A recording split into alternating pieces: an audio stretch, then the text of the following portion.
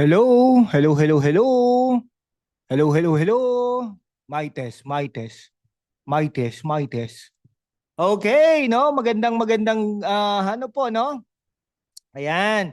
Kamusta mga kaibigan? Welcome to another deep dive into Philippine politics na may halong kwentuhan, tawa at totohanang analysis ha. Today we're tackling something na talagang mainit sa balita, no? Si Manila Mayor Isko Moreno at ang kanyang grand plan na gawing cleaner, greener ang Intramuros at Binondo ha. Pero teka, is this a genuine love letter to Manila's heritage o isa na namang political stand para sa likes at votes ha?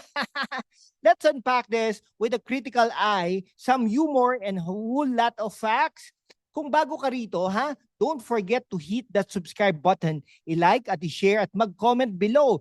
Sino ang tingin mo ang tunay na makikinabang sa planong ito? At para sa mga kababayan natin sa US, Canada, UAE, Japan, at lahat ng OFWs worldwide, if you love this kind of content, mag-super thanks na rin para may pagpatuloy natin ang ganitong klaseng usapan.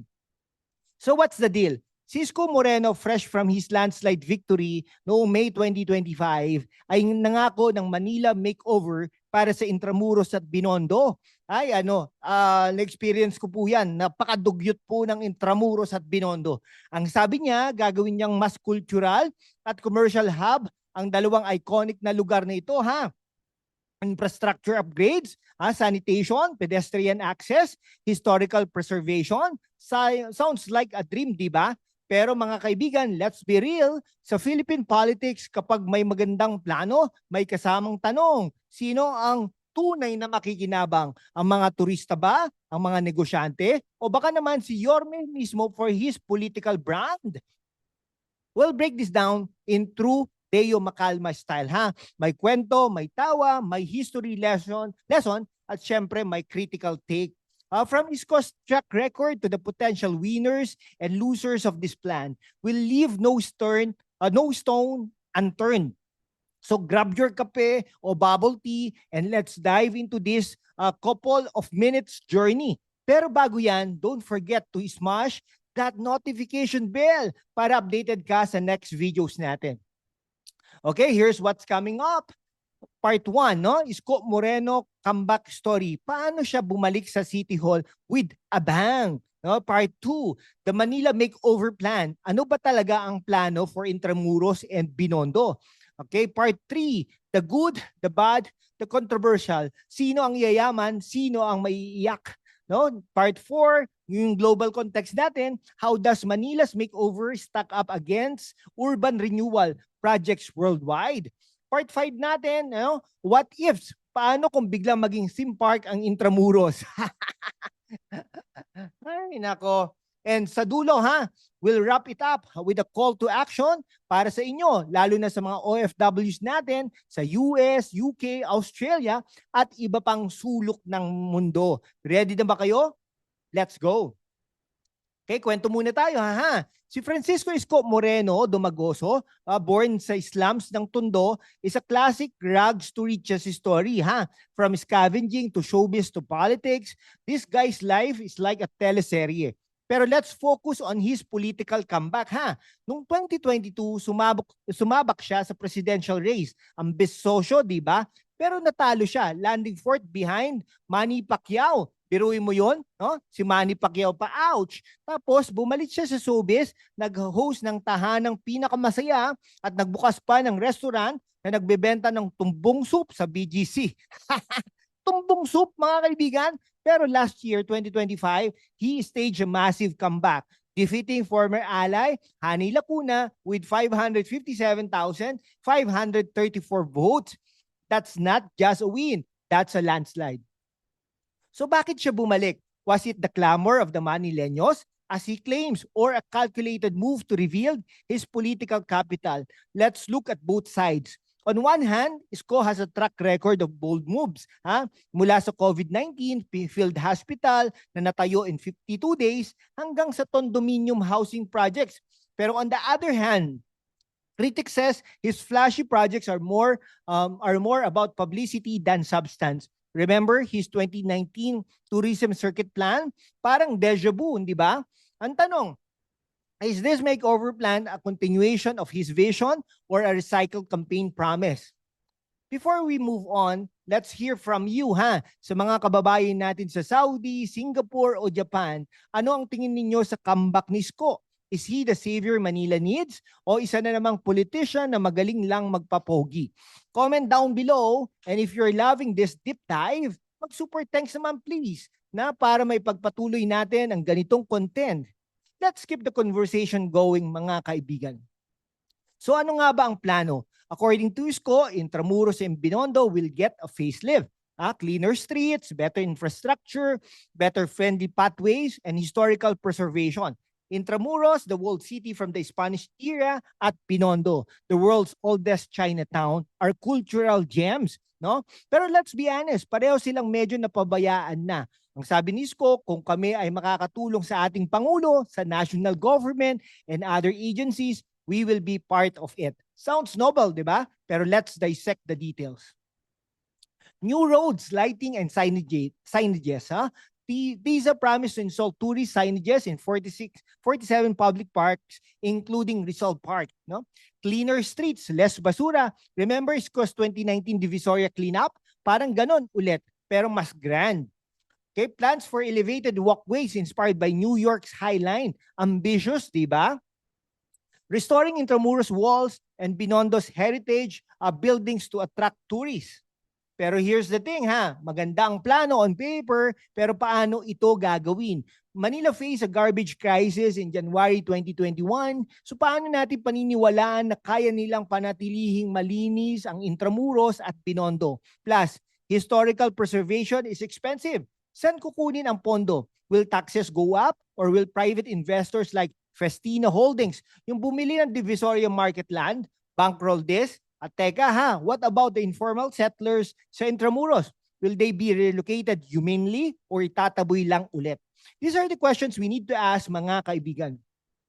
Kung ikaw ang mayor, paano mo gagawin? Mas maganda ang Intramuros at Binondo, no? I-share mo sa comment section, lalo na kung nasa Canada, Australia, or UK ka. And don't forget to like and share this video para maabot natin ang mas maraming kababayan worldwide. Kung gusto mo ng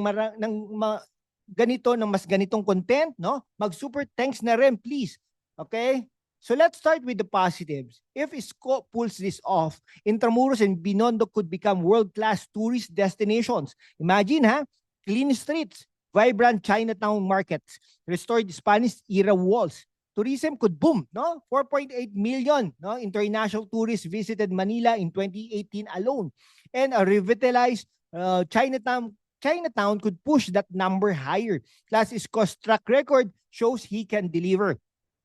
His 2019-2022 term saw projects like the Manila Islamic Cemetery and Base Community Housing.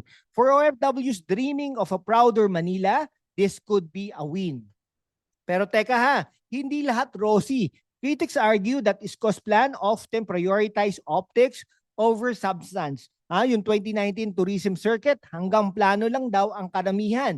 At yung garbage crisis this year, it exposed weakness in Manila's infrastructure. If they can't handle basura, paano pa kaya ang heritage preservation? Plus, there's the risk of gentrification. Kung maging tourist-friendly ang Binondo, baka tumaas ang presyo ng lupa at ma-displace ang mga small businesses at residents. And now, the juicy part. Isko's been accused of vote buying during 2025 campaign.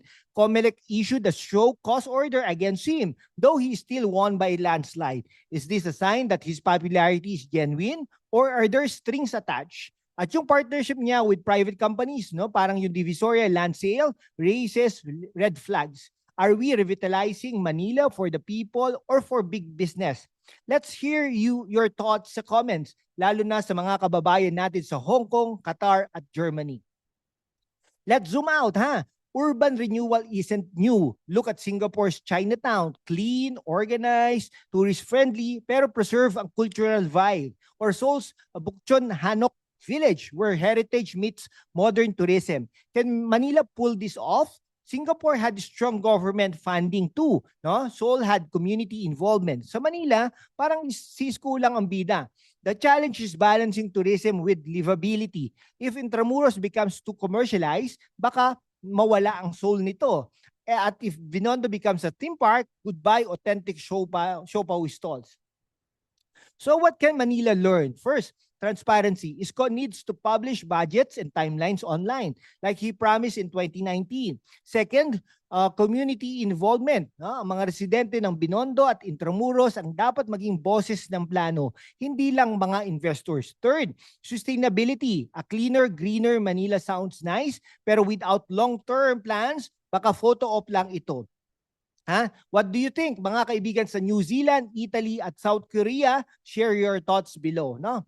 Ngayon, maglaro tayo ng what if. Paano kung gawing theme park ang Intramuros?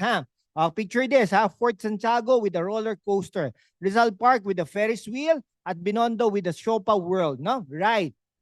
Okay. Tapos si Isko ang mascot waving with his signature shades. Pero seryoso, if this plan becomes too commercialized, baka mawala ang history ng Manila. Or worse, baka maging Isko's Disneyland ang lahat.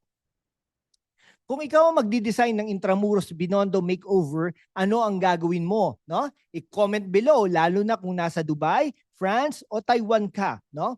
And if you are enjoying this, okay, i-like, i-share, at mag-super thanks na rin please para maipagpatuloy natin ang ganitong klaseng content. Let's make this video go viral, mga kaibigan.